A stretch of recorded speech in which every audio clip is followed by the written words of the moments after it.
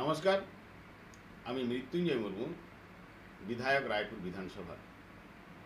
আগামী 21শে জুলাই জননেত্রী তথা সর্বভারতীয় তৃণমূল কংগ্রেসের সভানেত্রী মাননীয়া মমতা বন্দ্যোপাধ্যায় কলকাতার ধর্মতলায় শহীদ স্মরণের সমাবেশের ডাক দিয়েছেন।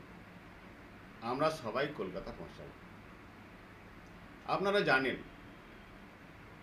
1993 সালে 21শে জুলাই মাননীয়া মমতা বন্দ্যোপাধ্যায়ের নেতৃত্বে সচিত্র ভোটার কার্ডের দাবিতে আন্দোলন করলে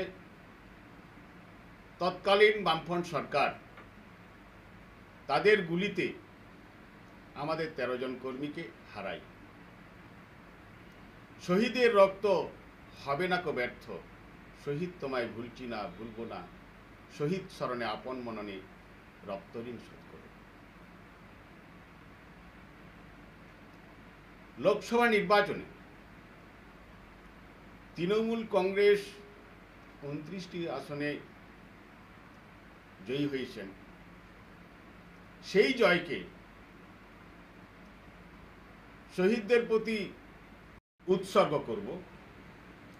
সামনে বিধানসভা নির্বাচন।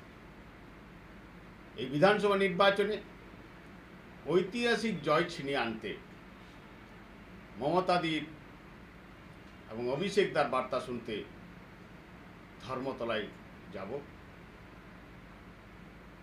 এবং এই সমাবেশকে ঐতিহাসিক সমাবেশে রূপান্তরিত করতে হবে। জয় বাংলা। মমতা বন্দ্যোপাধ্যায় জিন্দাবাদ, অভিষেক বন্দ্যোপাধ্যায় জিন্দাবাদ, তৃণমূল কংগ্রেস জিন্দাবাদ। নমস্কার।